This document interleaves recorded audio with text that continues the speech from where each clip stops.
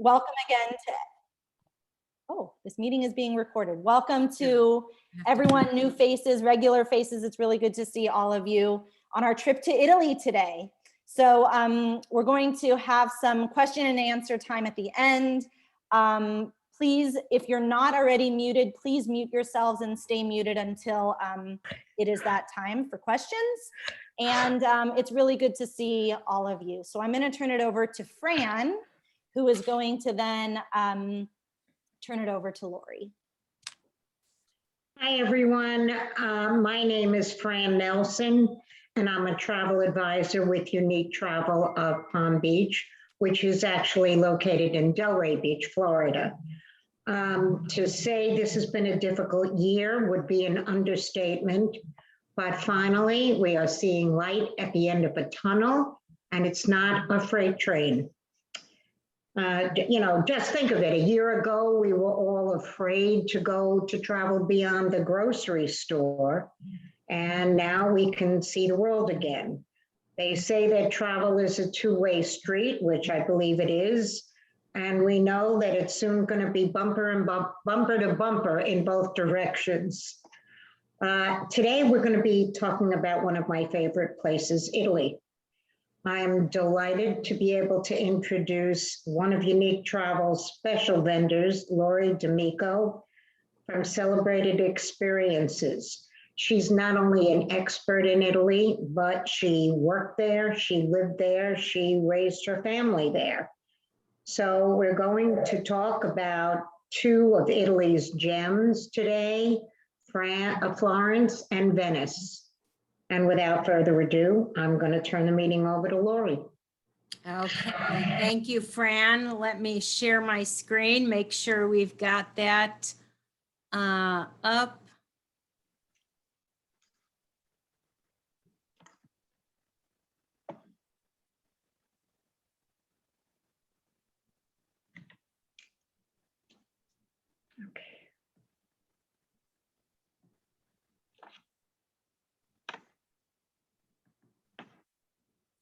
Okay, let's wait a minute.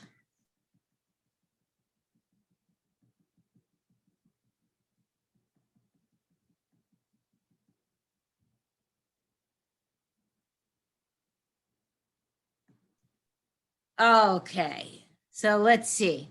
If my or our faces are in the way, you can just push them aside. Okay, how's that? Can everybody see the screen? Yes? Yeah. Okay, so my name is Lori D'Amico, as Fran so kindly introduced me. I'm the director of the Italy division of Celebrated Experiences. We are a company that specializes in UK, Ireland, but also Italy. So Fran and I have done presentations before, so it's very fun, very casual.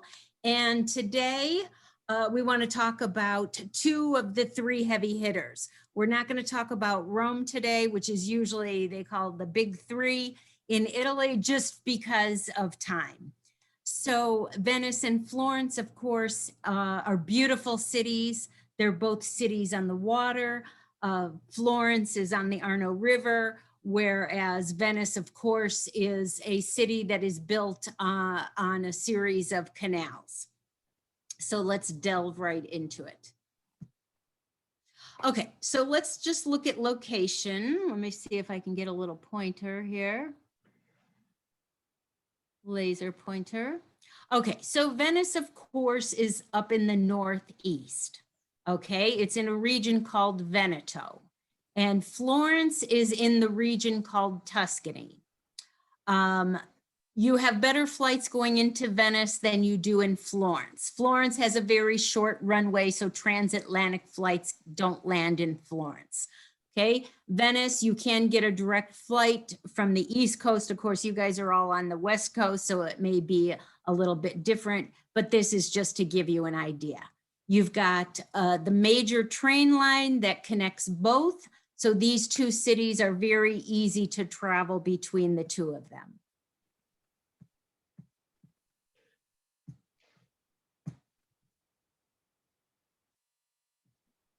Okay, so we want to let you know a little bit of history, okay? Why on earth do you want to know history? You just want to know what you can see in these two cities.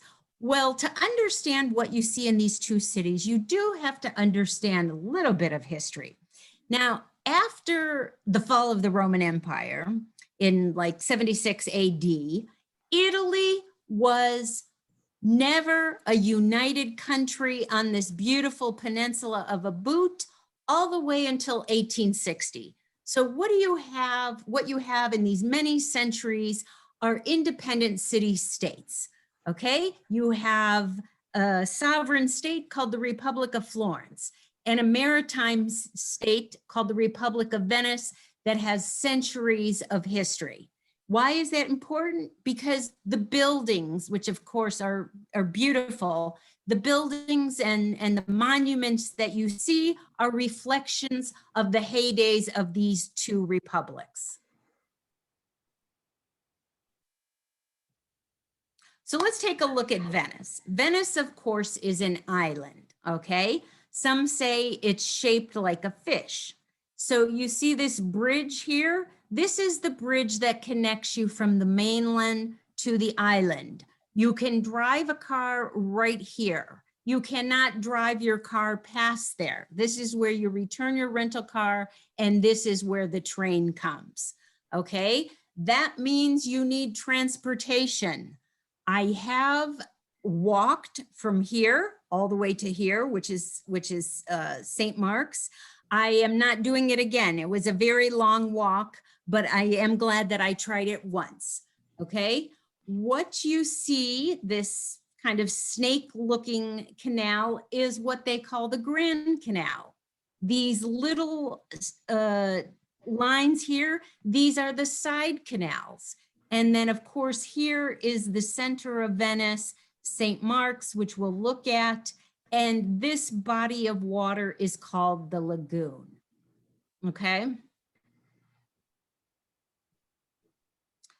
So what's the difference of these views? You've got a Grand Canal view. The Grand Canal you can see on both sides.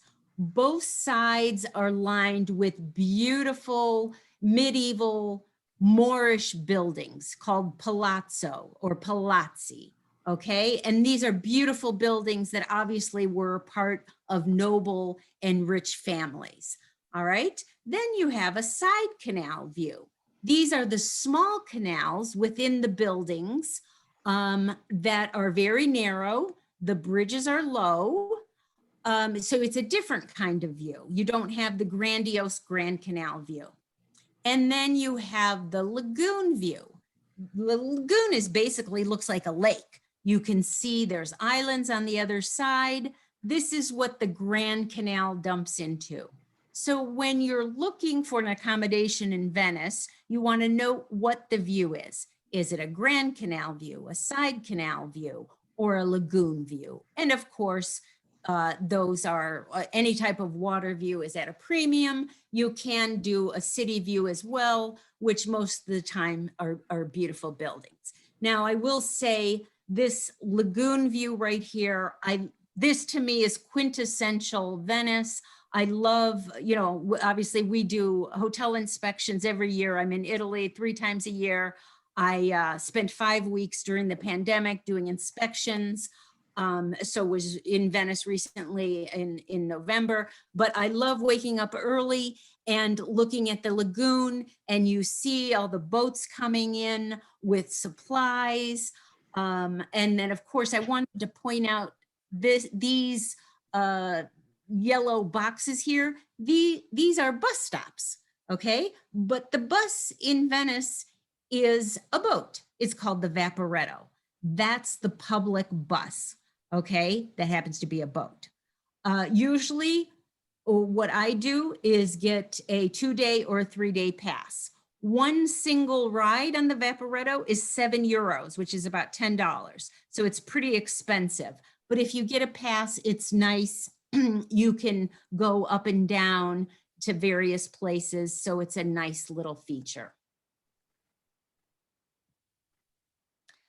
Okay, so we're talking about the Middle Ages, all right? The Middle Ages, of course, the Maritime Republic of Venice is dates back all the way, some say, to 900, 1000 AD. But in the Middle Ages, when you have these sovereign states, you have two power factors. You have the religious factor and the civic factor, okay? Each of those factions are trying to build bigger and better. And of course, the famous religious building in Venice is the Basilica of St. Mark's, a very Gothic, very Moorish looking building. It's in the square that they call St. Mark's, which I'm sorry, I don't have a photo of it. And it's very close to the Lagoon. That is basically the center, but certainly not the only prime location in Venice. Then you have the civic faction. That is basically City Hall. That is, in Venice, it is called Doge's Palace. What is a Dogus? A Dogus really is none other than an elected official. Not all the city-states called their elected officials Doguses.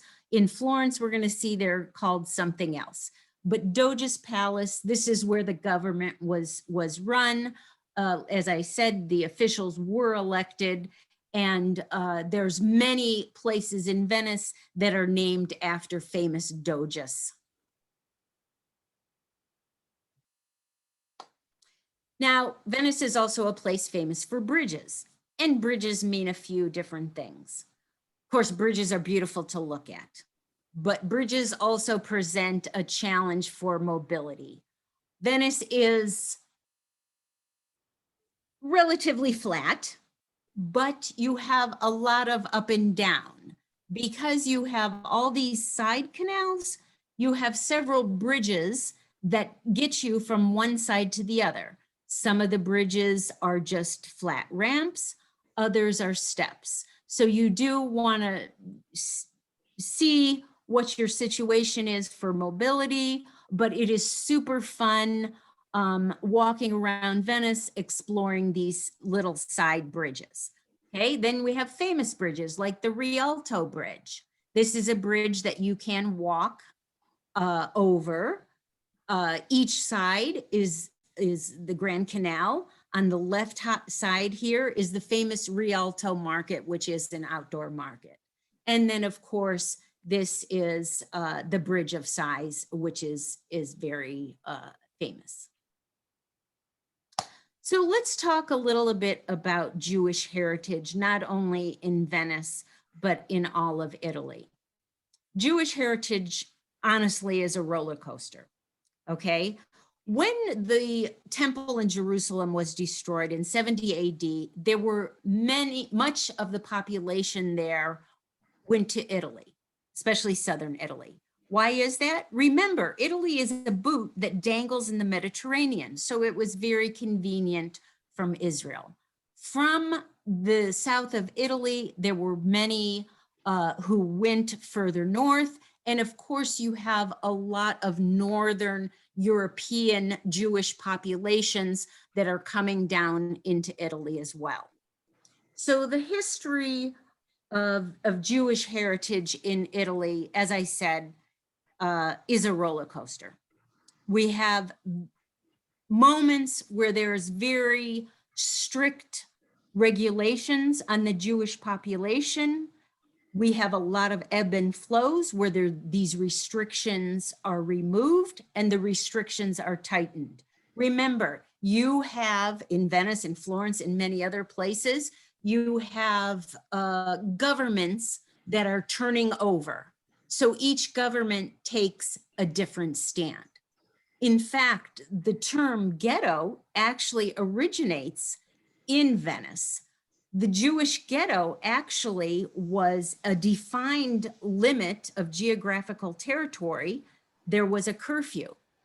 But the good news, it's not all gloom and doom. The good news is that Jewish heritage in Venice, and we're going to see a little bit different in Florence, had many positive things. Wherever there was Jewish population, there was a great contribution to the economics of the city. Of course, the Jewish population were given permission to be money lenders, to run pawn shops. In Venice, they did participate in maritime trade, and they really excelled scholastically. Now, in Venice today, the Jewish population is only about 450, but you still can visit this area known as the Jewish ghetto. You still can visit synagogues, and there is a Jewish museum where you can see several ancient books and manuscripts. And it's very interesting. It took a man by the name of Napoleon Bonaparte in 1797 that came in and conquered the Republic of Venice and removed these restrictions. And so you continue on in history. Italy does become a united country as we know it, the country of Italy, on this funny looking boot peninsula in 1860. I think it wasn't until 1866 the Republic of Venice falls.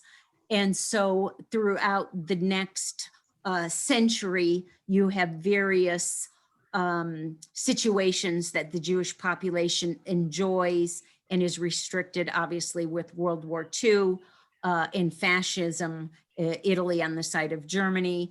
There was some difficult times there, but then finally to the point in 1944, Italy was declared a republic. They did away with the monarchy, and many other, let's say, freedoms were granted to Jewish populations throughout Italy.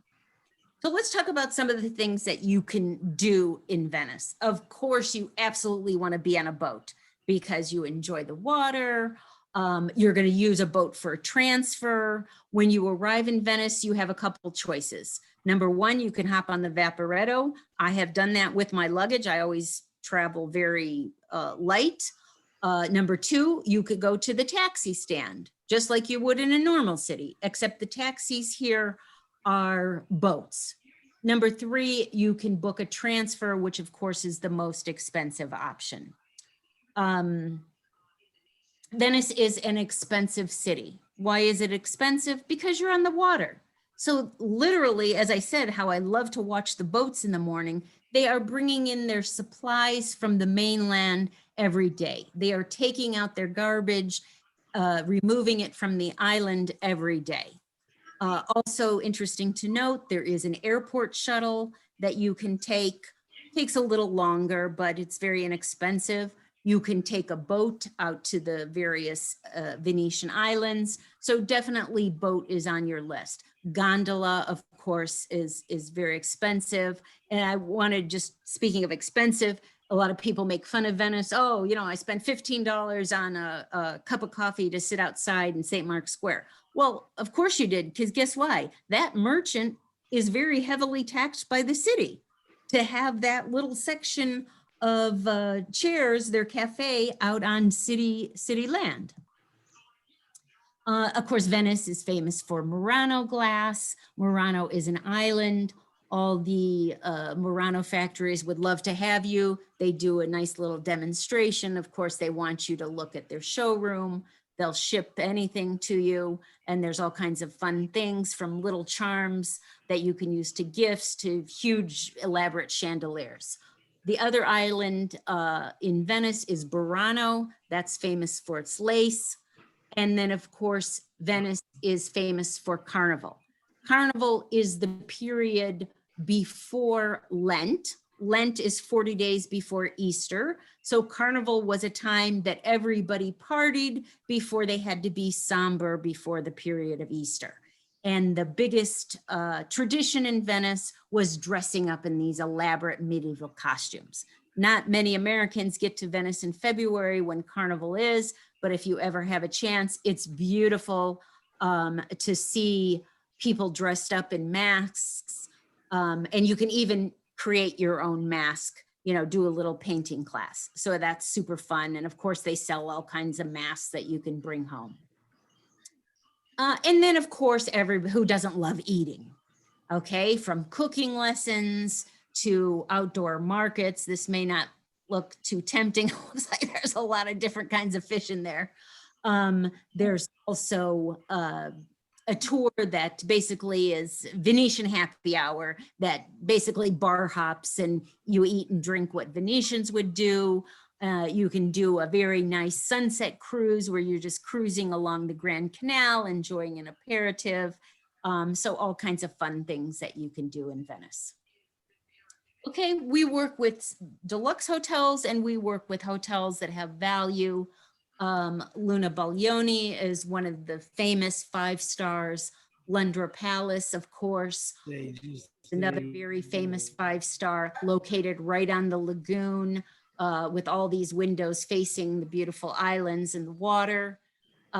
This is another hotel. It is Moorish. Okay, so you have beautiful windows. And I will tell you, I just painted a picture of this hotel for my daughter-in-law for her wedding. So if you want to see it later. And then this is Palazzo Stern, again, very Moorish influence, but just examples of beautiful buildings that you will see in Venice. So let's head over to Florence. Similar history, but very different. Okay, Florence is inland. It is basically a basin. And so you do have extremely hot weather in the summer and you're pretty protected in the winter. You still need to wear a winter coat, but you have moderate weather. The city is divided by the river Arno, which is not very deep. It's not very wide, but it adds some charm to the hotel, to the city. We'll take a look at this structure right here and this one as well as we continue. So let's just look at a map, get our bearings. Florence is very small, okay, relatively small, and it is relatively flat. So once you are at your hotel with most of them are on this side, it is very easy to enjoy Florence on foot. And there are several streets that are pedestrian. It's just a delightful place. Not as maybe fancy as Venice with all those canals. This really is a unique sight to see, but it's a beautiful Renaissance town. The train station is over here. If I'm staying not too far, I do walk. Otherwise, it's a very inexpensive taxi to head over to the center. And the airport, which I said, you know, in order to land in Florence, you've got to connect either in London, Paris, or Frankfurt. The airport is relatively close. There's also a tram that you can take from the airport or inexpensive transfer or taxi because the mileage is not too great. And then here's our lovely river, the Arno River, that dissects the city. So let's go back. Remember, we talked about the religious and the civic faction in all these city-states. And of course, Florence was a great republic. Here is City Hall, Piazza della Signoria. In Venice, the elected officials were called doges, but in Florence, they were called Signoria, which basically just means lords. Okay, this is a Gothic building that dates back to the 1200s, which is the beginning of the Middle Ages. Let's also look at the religious building. In Venice, we had Marx, early Middle Age Gothic building. In Florence, we have the Duomo. It's called the Basilica of Santa Maria Fiore, but nobody calls it that. Okay, everybody knows this building, and maybe you recognize it as Brunelleschi's dome. Who was Brunelleschi? Brunelleschi was a Renaissance architect who designed this amazing dome. Now, of course, everybody knows that Florence is called the cradle of the Renaissance. Why did it become the cradle of the Renaissance when so many other cities in Italy or city-states did not have this beautiful rebirth of the arts? Well, one of the biggest reasons was the Medicis. The Medicis, of course, was a local family. They weren't from the city center of Florence. They were from outside Florence. They made their money in manufacturing textiles. They became so rich that eventually they established a European bank, and they were patrons of the arts. So the Medici family that goes on to become many rulers of Florence, many signoria, 4 popes of the Medicis, they were the ones who took Michelangelo and took many other artists under their wings, paid them to do projects. Medicis are the ones who put out a contest for the designing of this church, and Brunelleschi won the contest. So the Medicis have a huge cultural impact in the city of Florence, in all of Italy, in Rome as well. They're the ones that commissioned St. Peter's in Rome, and they have a very interesting contribution to Jewish history. So let's talk about Jewish heritage in Florence. You have similar heritage in that you do have periods of time, just like in Venice, just like in all of Italy, where you have tighter restrictions on the Jewish population, and other times where those restrictions are loosened or lifted. Again, you have a very strong scholastic influence. You have Jewish population that are contributing to the economics. One thing that is different here is that you have the Medicis that are in charge, and the Medicis love art. They are very open. And what is interesting is that the Medicis, I think it was Lorenzo II Magnifico, went to the Jewish money lenders in Florence asking for a loan. And the loan was given in exchange for what? Protection for the Jewish population. And in fact, there were Jewish courtiers in the Medici court over more than one ruler. So you have a very different story. You have the Medicis that are actually protecting the Jewish population in Florence. So you have not as much restriction as you do in Venice. Of course, again, we have the same situation where you have an ebb and flow. You eventually do get to a Medici that does force greater restrictions on the Jewish population. And the same thing when Napoleon comes in at the end of the 1800s, all the way until Italy is united as a country in the 1860s, becomes a republic after World War II, where you have many freedoms that are granted to the Jewish population. Interesting enough, there is a greater Jewish population in Florence today than there is in Venice. This is a picture of the Great Synagogue. It was damaged in World War II and then rebuilt. So you can do a Jewish heritage tour in Florence. You can visit the synagogue, obviously, with the right times. So lots of things, lots of famous things that you can see in Florence. Michelangelo's David, the famous statue. The original is housed in the museum called the Accademia. And then, of course, there's another very famous museum, the Uffizi Gallery. You have the Boboli Gardens, which are on the opposite side of the Arno River.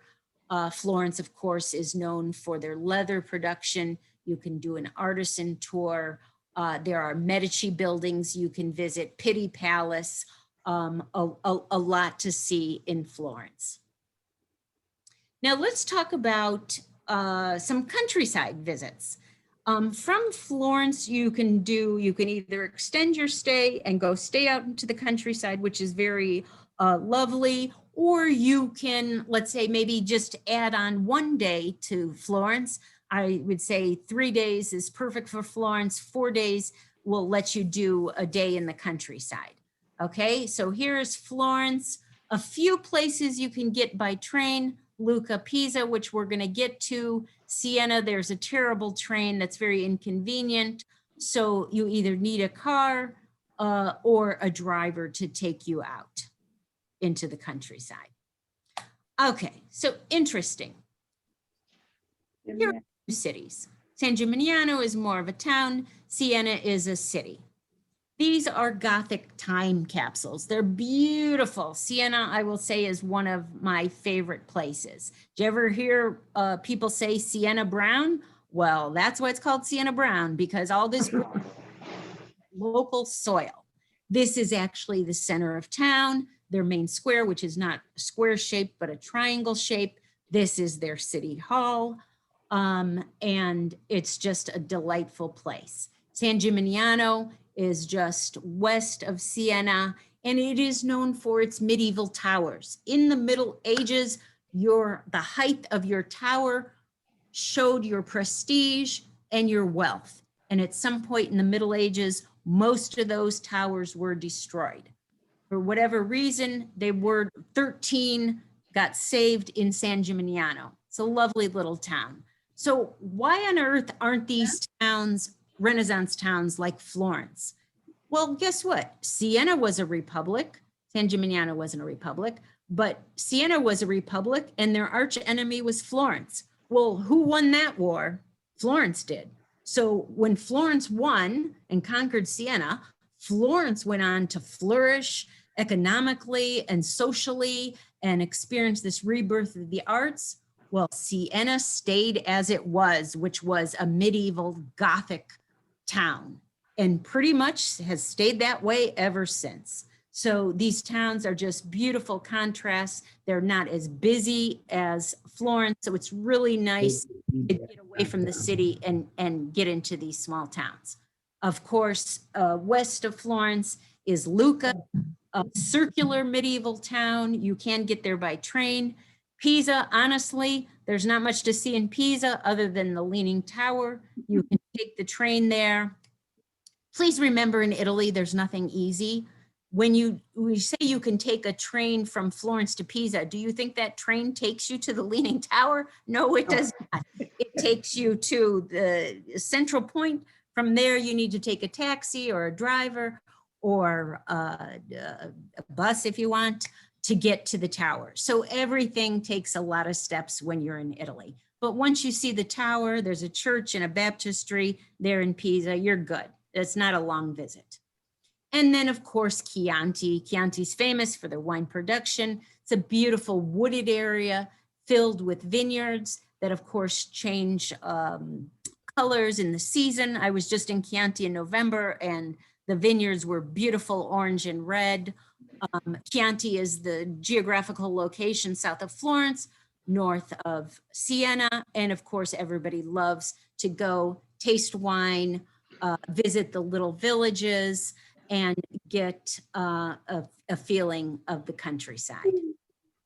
Other things that you can do in Tuscany in the countryside, obviously cooking class at a farmhouse. There's so many things to taste. Pecorino cheese. Pecorino is cheese made from sheep milk. So if you've ever seen at the store Pecorino Romano, that is sheep cheese from Rome. This is Pecorino Toscano. Oh, so good. It's similar if you've ever had manchego from Spain. And then, of course, Tuscany produces a beautiful olive oil. People often think of Tuscany as producing olive oil, and they do. But I will tell you, statistically, Tuscany produces 2% of Italy's olive oil. So that almost makes it more prestige. And then, of course, if you've ever heard of these little black underground, I think, what's the word for it? Mushrooms. As the mushrooms, truffles. They are one of the most expensive, if not the most expensive commodity by weight in the world. I love them. They're delicious. You can do a truffle hunt. You grate them on your food, and it has very, very earthy. Some people don't like it. They think it tastes like dirt, but it's delicious. And then, of course, we have various hotels in various locations. This is a hotel, one of the famous 5 stars, Hotel Lungarno, that faces Ponte Vecchio, which we didn't talk about. Florence has a series of bridges over the Arno River. Ponte Vecchio was the only bridge that was not destroyed in World War II. It's the place where there's all kinds of gold, producers. I would never buy gold on Ponte Vecchio because it's very expensive. And then, of course, other hotels, Grand Hotel Minerva, lovely rooftop pool overlooking the Duomo, which is actually pretty far away, but you can see it. And this cute little 4-star is a good example, Antica Torre di Via Tornabuoni, of a medieval palace. And this was a tower. This belonged to a family. Most of our hotels have historical meanings because, in these city centers, you're not allowed to build from scratch. So you have all the hotels were either noble houses or towers or farmhouses or villas. So they all have very interesting histories. Hotel Brunelleschi is a hotel that has Roman ruins in its basement. So another very interesting history. So let me, before we ask you if you have any questions, I just want to say this is a church in Florence. This is my own photo. The church is called Santa Croce, and the reason I want to mention it is because there's a lot of heavy hitters that are buried there. Machiavelli, if you've ever heard of him, Michelangelo, and Galileo are all buried in Santa Croce. So it's a place if you like to go see famous tombs. So I hope you enjoyed that, and I would love to answer any questions that you might have. What's the story, David?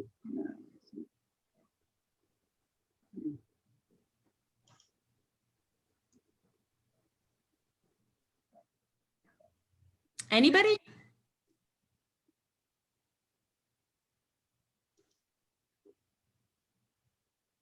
You need to unmute if you ask something.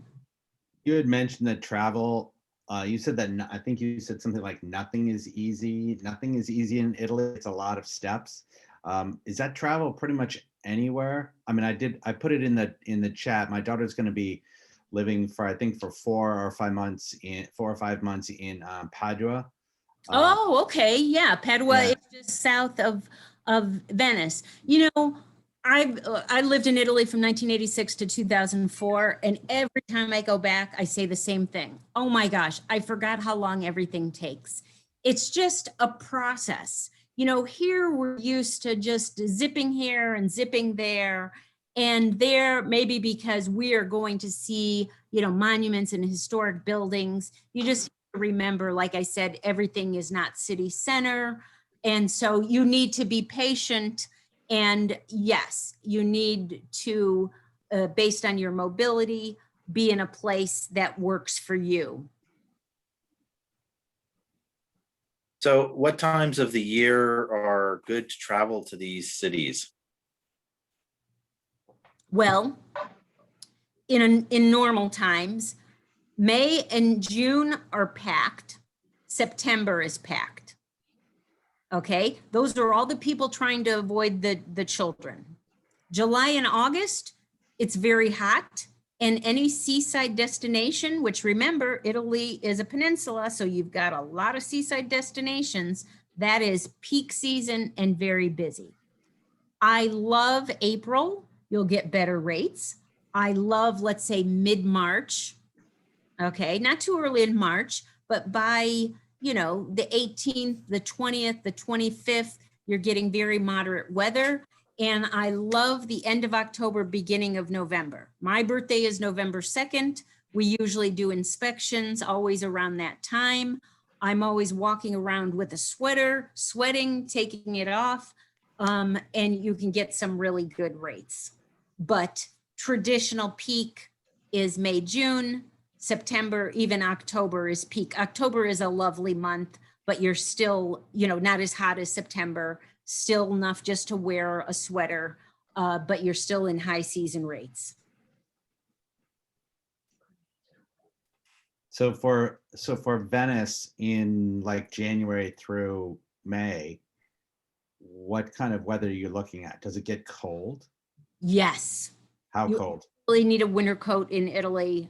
The Italians in October already have winter coats. Not Midwest cold, if anybody's familiar with the weather on the East Coast. Meaning it doesn't go below 32, unless you're in the mountains. But yes, you need a winter coat, a scarf. January, I would say, is probably the quietest month. Okay. February as well. Things start picking up in March because nowadays schools do all kinds of different spring breaks at different times. So yes, you will need winter clothing in January. Venice, you have to watch, you get fog, which blocks you in the morning if you need to catch a flight, which you need to go by boat to get to the airport. And you what they call high tide. Now, if you've heard about the Moses Gates, this is this contraption that they've been working on for years that's out at sea that's supposed to block the high tide of Venice. But not very rarely do people go to Italy January and February. And December we get a lot of Thanksgiving trips. We get festive trips over the holidays because obviously that's when people have vacation.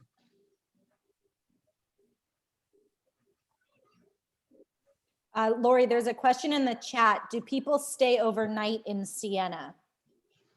Yes, yes. The only thing about Siena, it's not a good gateway to visit everywhere else because Siena is a very difficult in and out with the traffic. As far as, your car and parking, you have to pay to park. But Siena is a great place if you would like to go, if you like a vibrant city that's not too big, if you like lots of shops, if you like lots of food to eat, and if you like this Gothic atmosphere. But I do not recommend going to Siena for 4 nights to use it to go here, there, and everywhere because it's a difficult in and out.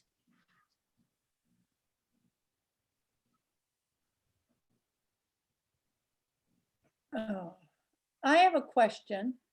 Okay, we're looking at this place that you took the picture of. That's a Jewish star the last time I looked on the top. Yeah, you're right. You're What right. is the significance of a Yeah, star? that I'm not quite sure. I'm sure I could Google it real. I thought the same thing. But I won't lie to you. I'm not quite sure. Okay.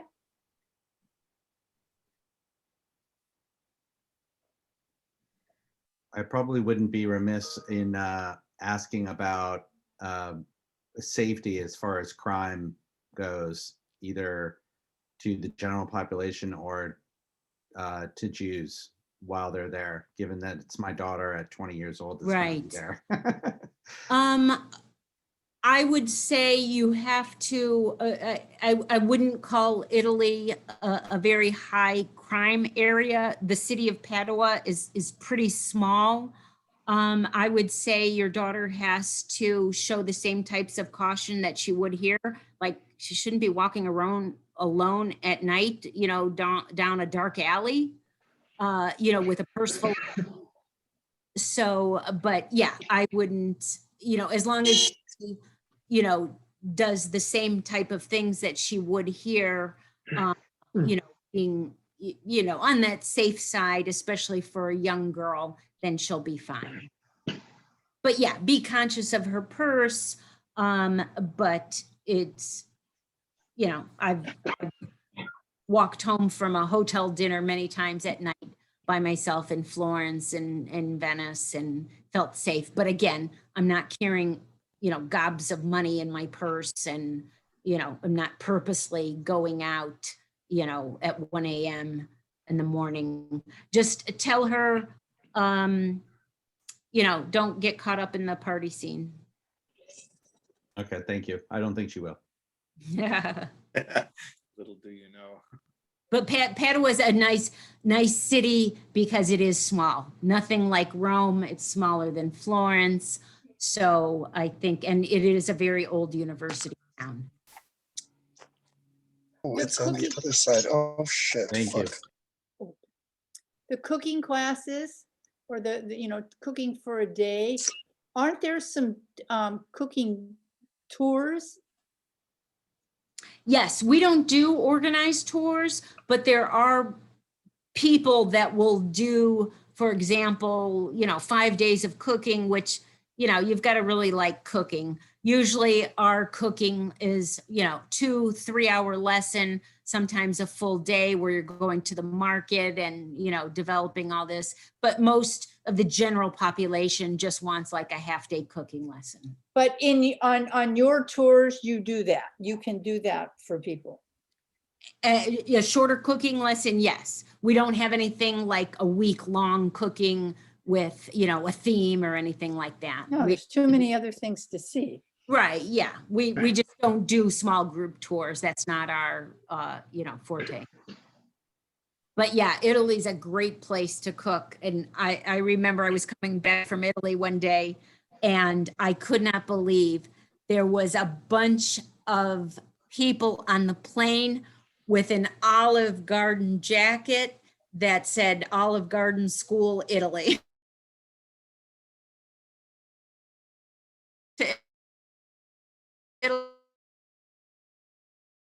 Italy to study.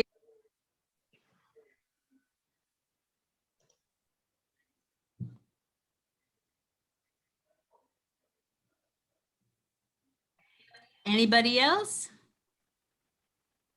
Any other questions for Lori? I'll just share briefly. My husband Phil and I were on our honeymoon in Italy in June, and Venice flooded on the last night of our honeymoon, and that was quite an experience. In June, we were not 2019?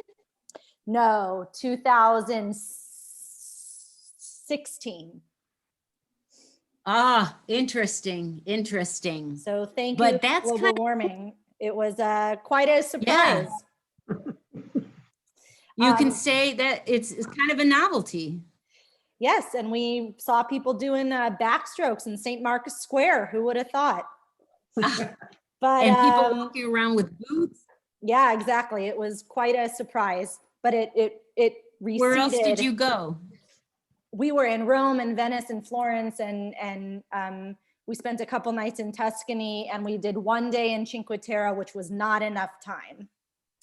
So Oh, yes. One day is never good anywhere. yeah, we hit the highlights, but this was a fabulous little taste of both cities. So thank you so much. I'm going to stop you're our welcome. recording.